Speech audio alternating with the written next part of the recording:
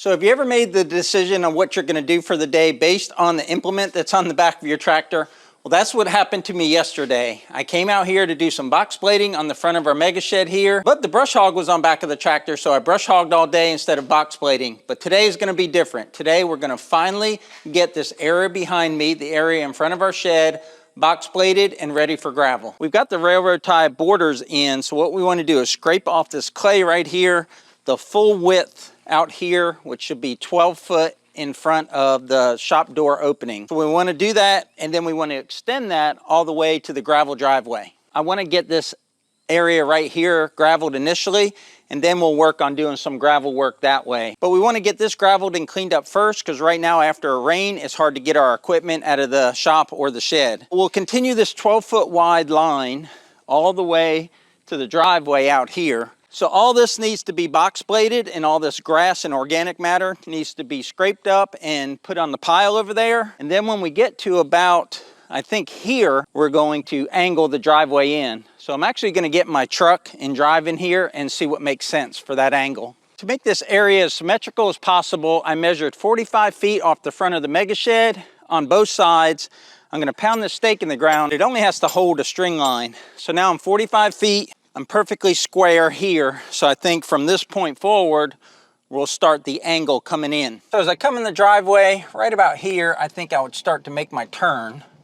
So I'd want the truck to be on gravel here. If you've never used stakes like these before, they're metal stakes and they've got a bunch of holes in them for nails and strings. They're just real easy to use and better than using a wooden stake. I got them from Lowe's, I believe, but if they're on Amazon, I'll put a link down below. They're real handy to have when you're trying to lay things out. We're not going to have any kind of border on this side, so the gravel will actually transition to the grass. So we don't have to worry about, like, if a wide load comes in here, that it won't fit on the driveway. All right, let me run a string and then paint the ground here, and then we'll get box blading. As luck would have it, I didn't bring a string line today, so I took my tape and ran it out there so I'll have a straight edge to paint the ground with. All right, I'm gonna try and not paint my measuring tape. It's not perfectly straight, but I'm not gonna be perfect with the box blade anyway. I'm totally drenched in sweat. I haven't even started working yet. I'll change into something that'll wick away the sweating, but it's still just gonna be a hot, miserable day out here. Think about how many bucket loads of dirt and grass and organic matter I'm gonna scrape up from here, and put your guess below, and at the end of the video, we'll total it up. And also lay the odds down on whether Miss Piney Grove sends me a text that says, make sure you hydrate. She's not out here with me today. She had some other things she had to take care of, but I bet I get a text like that later on. I'm gonna put my scarifiers down. I think I can do this with the box blade. If not, I'll have to take out the excavator and scratch the surface and then scrape it with the box blade. Now, one of these scarifiers has the tip broke off. Actually, these two on the end have the tip broke off, so I actually have to move them around a little bit. The reason the tips are broke off is because we were using it like as a land clearing device, and it got caught on pine roots and ripped those tips off. I think I'll go with showing 2 holes above the bar here. That pin actually came out easy. Got 2 holes above the bar. Be a little bit of digging. All right, real quick before we get started, we got a Kubota 39 horsepower tractor, a 6-foot king cutter box blade. Will be in low gear on a hydrostatic drive, and will be in 4-wheel drive, and we also have the loader on the front for extra weight for traction for the front tires.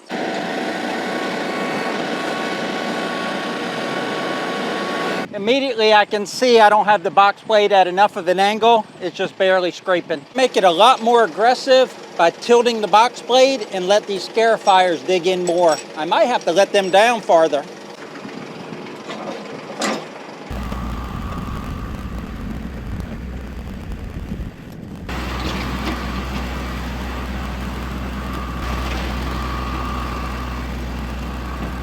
That is just not working. I got the scarifiers digging in a little bit and the blade at a pretty aggressive angle, but it's too hard, it's too packed, it's too dry, and I'm just gonna have to go back and forth with the box blade. I think the best bet is to grab the mini excavator and loosen this up and then use the box blade.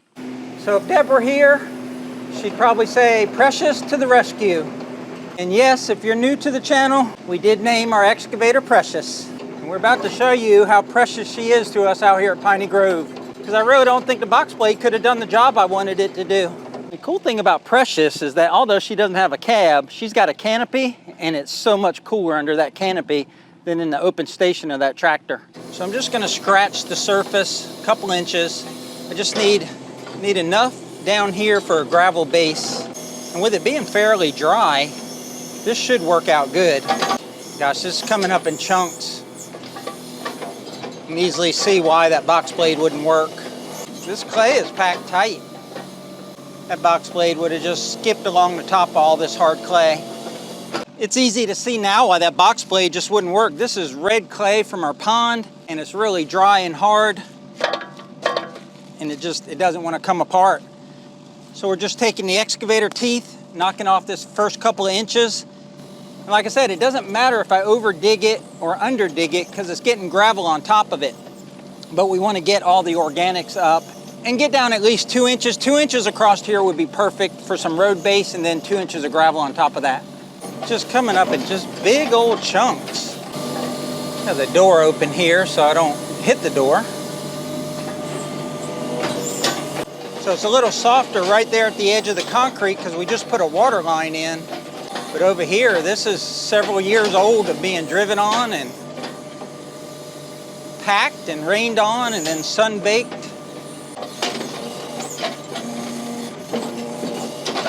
That is just so hard, like concrete.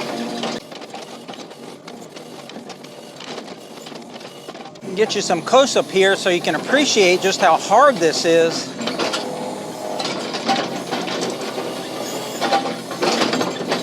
So once you break through this clay, there's the natural sand underneath here, not the fill dirt we brought in. And that's a lot easier to dig, a lot easier to over dig too.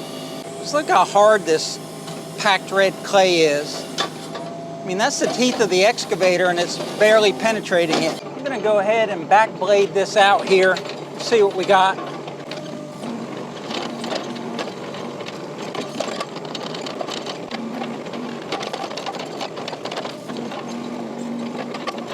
I'm getting the bulk of this dirt out with the excavator, then I'll come in here with the box blade and have a little bit more finesse. As I back blade this with the excavator, it's also crushing some of the clay, so that way I don't have to pull out all these big pieces of clay.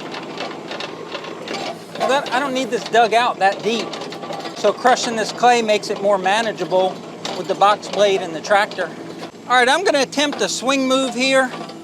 So what I wanna do is lift the excavator up on one side of its tracks, and then using the house spin and the track spin at the same time. So I want this track to go backwards and that track to go forwards and spin the house. So let's see what happens. I'm not good at this. Don't laugh.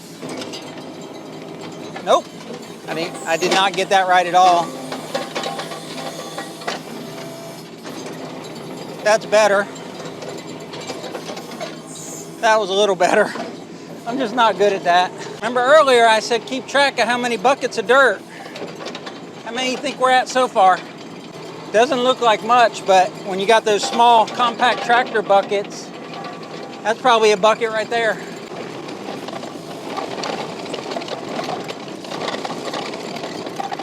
All right guys, I've been working for a bit on the excavator, and remember in the beginning when I said Miss Piney Grove is probably gonna send me a text that said it's hot and hydrate. Well, I got that text. We'll throw it up on the screen now. It's 11:30ish and it is 94 degrees with an expected high of 97. I'm underneath the canopy of that excavator and it's warm. I'm sweating a little bit, but I mean, it's not that bad at all. Let me show you what we got so far. It's looking really good. I got a little belly here where it's overdug, but that's fine. That can all be road base and then gravel. I'll put a drain right here in the corner and it'll go over to that gutter drain, and then all that water will end up in the pond. So the water is going to come down the hill here and collect here, but it'll all go in basins. Got all the organic scraped off. There's a little bit of grass there. So what I'm doing is keeping one track on the grade that I've already maintained, and it's not perfect in there. It's kind of dug out and wonky, but it's good enough. We can put gravel on top of that and clean that up. But by keeping one track on where it's somewhat graded and the other track on the virgin ground, I'm able to cut that away and just work over towards the orange line over there. I don't really have that much left to do. Just from the excavator, over here to the orange line. I guess that's 12 feet or so, and then I got to do the bevel. I'm going to move this pile of dirt first, but then I'm going to finish cutting it with the excavator, and then I'll come in here with the tractor and back blade and kind of smooth it out and put in some clay where there's some low areas, and then it should be ready for gravel.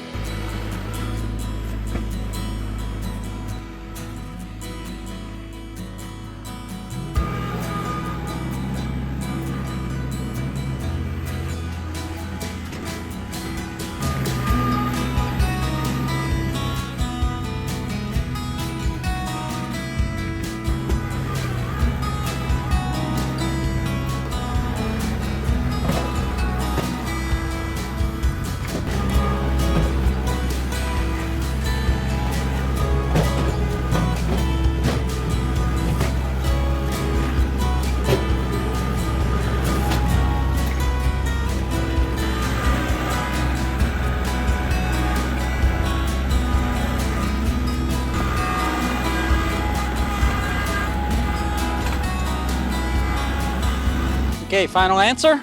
There was 16 scoops of dirt in that pile. And if you guessed 14, I would let you have it because maybe my scoops weren't completely full, but there's still a little bit there left. But now all of this is ready for the excavator to cut that and then final box blade with the tractor on this. All right, let me hop on this excavator, knock this out, pile that up, cart it off, then jump on the tractor and box blade. And as I say that, it's a lot more work left than I thought it would be.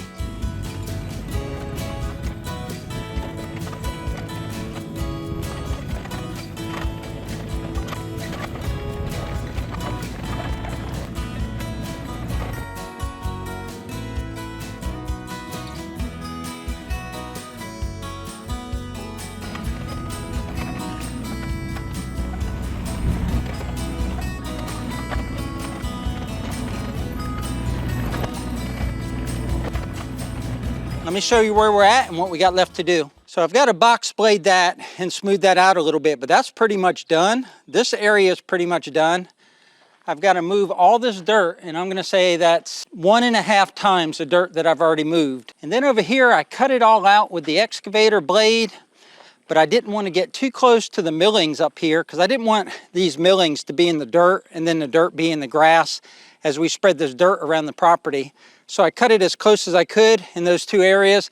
I'll take the tractor bucket and the box blade and clean that up and get all this ready, finished up and ready for gravel. There's not a lot of technical work left to do here, just cleaning up around those edges. The rest of it's just hauling off all this dirt. And as I look at it, it's a lot of dirt and it's got a lot of organic matter in it. So I definitely want to keep this separate because this could be used in the garden, in some garden beds or any place that we want grass to grow. But let's jump on this Kubota, get the box blading and back blading, finish this up. Remember all that work we did earlier with the scarifiers? Putting them down? Well, now we're going to pick them back up. Ideally, we would put down geotextile to keep the grass from growing up through the gravel. But all this clay is spoils from the pond and it's not very fertile, so I don't think we're going to have a problem with too much grass and weeds growing up here.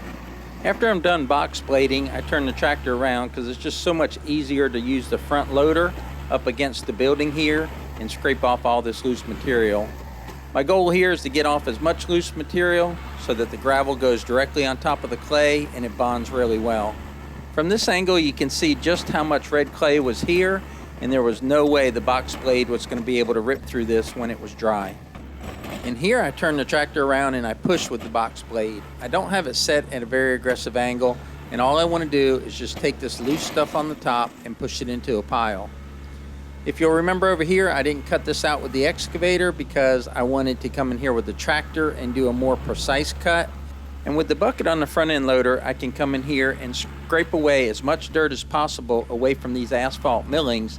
And by keeping the dirt clean, we'll be able to use it in the garden or to fill in potholes around the property, and we won't have to worry about little rocks and pebbles dulling lawnmower blades or being caught by the lawnmower and thrown into vehicles or windows. I'm going to grab this scoop here and take it over and put it in this depression in the pasture. And that depression was caused from our underground utilities, and I've never been able to figure out why whenever you dig a trench, there's never enough dirt left over to fill in that same trench. It's 2 hours later, guys. That's right. It took me 2 hours to move that last pile of dirt. And there was at least 20 tractor buckets in there. I didn't count them. Let's say there was 20 plus what we did earlier, and then allow for some fuzzy math. And we moved over 40 bucket loads of dirt from that area from digging it out today. But that's it. This project is now gravel ready, so stay tuned for that video. But that's going to do it for today. It's 103 heat index, which Deb keeps reminding me by sending me text, so I need to get in the shade and get some water. But until next time, y'all take care out there, and remember, life's short, tractor hard. PG out.